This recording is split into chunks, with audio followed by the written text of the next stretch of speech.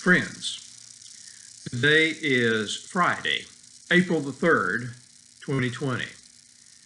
What I'd like to point out to you that occurred on this date back in 1968, 52 years ago today, the Reverend Dr. Martin Luther King Jr. delivered his final public speech. He and other members of the Southern Christian Leadership Conference were in Memphis to support sanitation workers who were striking for a living wage and safer working conditions. The speech is popularly known as the I've Been to the Mountain speech. Although King had come to Memphis specifically to support the strike, he was not originally scheduled to speak at the Bishop Charles Mason Temple that evening. The Reverend Ralph Abernathy, King's close friend and colleague with the SCLC, was the featured speaker. But there were so many calls asking for Dr. King to address the striking workers that Abernathy rang King's hotel room and asked him to come down. The weather was stormy, with violent thunderstorms and tornadoes in the area, and many people were unable to attend the event due to the storm. King was exhausted and under the weather himself, but showed up anyway to deliver the speech in spite of a sore throat. He spoke without notes. He said, "Let us rise up tonight with a greater readiness. Let us stand with a greater determination. And let us move on in these powerful days, these days of challenge to make America what it ought to be. We have an opportunity to make America a better nation." He talked a lot about death in that speech, bringing up a time 10 years earlier when he had been stabbed in the chest while at a book signing. He had received many death threats, especially after he spoke out against the war in Vietnam, and his flight from Atlanta to Memphis was delayed for an hour because a bomb threat had been made against the plane.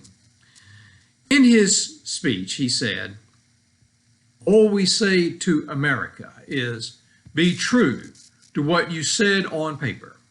If I lived in China or even Russia or any totalitarian country, maybe I could understand the denial of certain basic First Amendment privileges because they had not committed themselves to that over there.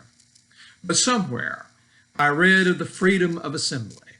Somewhere I read of the freedom of speech. Somewhere I read of the freedom of the press. Somewhere I read that the greatness of America is the right to protest for right. And so, just as I say, we aren't going to let any injunction turn us around. We are going on."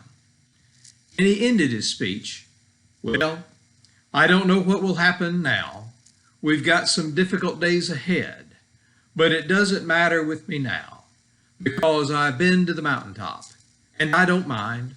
Like anybody, I would like to live a long life. Longevity has its place, but I'm not concerned about that now. I just want to do God's will, and He's allowed me to go up to the mountain. And I've looked over, and I've seen the promised land. I may not get there with you, but I want you to know tonight that we as a people will get to the promised land. And I'm happy tonight. I'm not worried about anything. I'm not fearing any man. Mine eyes have seen the glory of the coming of the Lord." King nearly collapsed as he finished his speech and had to be helped back to his seat, tears streaming down his face. He was assassinated the next day, April 4th. He was only 39 years old.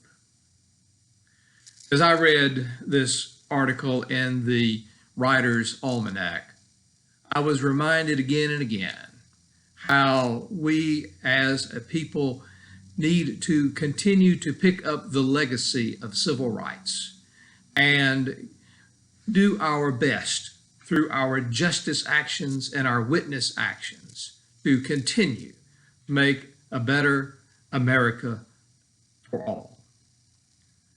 I think that in the days that lie ahead for us, we have that possibility to live into that promise of the vision that God gave Dr. King to live into the vision that God gives us today.